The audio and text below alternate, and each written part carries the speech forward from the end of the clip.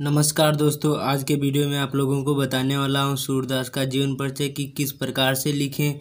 ये 2011, 12, 13, 14, 15, 16, 17, 2020 हर साल मतलब किसी भी साल नहीं छूटता है। हर साल एग्ज़ाम में पूछा जाता है कि आप लोगों को किस प्रकार से लिखना है। हम आप लोगों को इस वीडियो में बताएंगे कि सबसे सरल शब्दों में लिखें जिससे टाइम बचेगा और अच्छे नंबर भी मिल सकें। कि क्या वो गलती करते हैं बच्चे जिससे नंबर नहीं मिलते हैं और कट जाते नंबर पूरे नहीं मिलते हैं।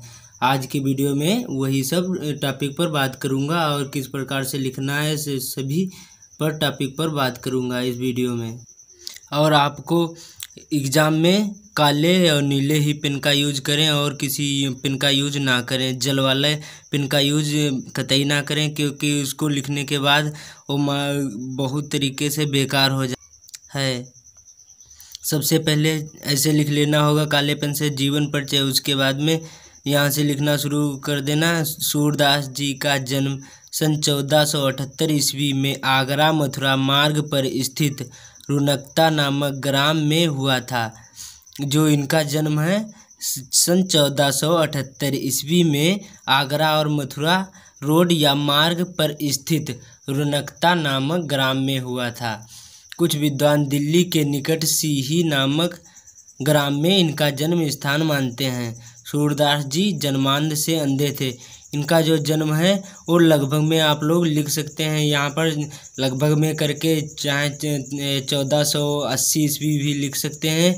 नंबर नहीं कटेंगे, नंबर पूरे मिलेंगे क्योंकि इनको वैज्ञानिकों का विद्वानों का मतभेद है कि इनका जन्म असली में कहाँ हुआ था, ये किसी को नहीं पता है। इसलिए आप लोग ऐसे भी लिख देंगे सूरदास जी का जन्म सन 1478 ना लिखें तो 80 भी लिख सकते हैं, जैसे ना याद रहे एग्ज़ाम में। 1480 ईस्वी में आगरा मथुरा मार्ग पर स्थित रुनकता नामक ग्राम में हुआ था। उसके बाद कुछ विद्वान इनका जन्म सीही नामक ग्राम में बताते हैं या मानते हैं। ये लिखना है तो लिखना, नहीं तो आगे फिर ऐसे लिखना। सूरदास जी जन्मांध अंधे थे। इस विषय पर भी विद्वानों के मतभेद हैं। उन्होंने कृष्ण की बाल लीलाओं का मानव स्वभाव एवं प्रकृति का ऐसा सजीव वर्णन किया है। जो सूरदास जी हैं वो केवल कृष्ण भगवान के बाल लीलाओं के बारे में सब इनके सूरसागर सुरसुरावली सभी में इनके पदों में सब लिखा है कि किस प्रकार से भगवान श्री कृष्ण लीला करते थे, ये सब है।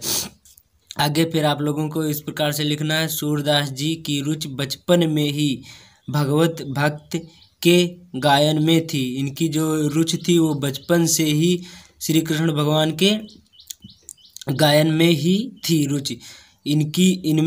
इनसे भक्ति का पद सुनकर श्री वल्लभाचार्य ने इन्हें अपना शिष्य बना लिया। जो वल्लभाचार्य गुरु थे, उस समय के आचार्य थे, वो अपना इनका जो भक्ति सुनकर पद सुनकर उनका शिष्य बन गए, उनके शिष्य बन गए। और श्रीनाथ मंदिर में कीर्तन का भार सौंप दिया। वल्लभाचार्य ने इनका जो श्रीनाथ मंदिर वहाँ रुनकता नामक ग्राम में होगा, वहाँ पर इनका कीर्तन का भार सौंप दिया होगा मंदिर में। फिर आगे सूरदास जी एक सर्वश्रेष्ठ कवि थे। वे गौघाट पर सूरदास जी रहकर जीवन प्रयत्न की लीलाओं का गायन किया करते थे या करते रहे। सूरदास जी की मृत्यु सन 1583 ईस्वी में गोसाई विट्ठलनाथ के सामने गोवर्धन की तलहटी के पारसोली नामक ग्राम में हुआ था। इनकी जो मृत्यु थी, यहाँ पर आप लोग भी लगभग में लगा सकते हैं काले पेन से, ज़्यादा गाढ़ा करके मार्कर से या काले पेन से ऐसे लिख लेना होगा। 1583 ईस्वी में गोसाई विट्ठलनाथ के सामने गोवर्धन की तलहटी के पारसोली नामक गांव में इनकी मृत्यु हो गई या स्वर्ग सिधार गए, ऐसे भी लिख सकते हैं। उसके बाद में इनकी रचनाएं कौन सी हैं? इनकी 3 ही रचनाएं हैं। सूरदास की निम्नलिखित 3 रचना हैं, जिनमें से सूरसागर है। सूरसागर में 1.25 लाख पदों में 10,000 ही पद उपलब्ध हैं।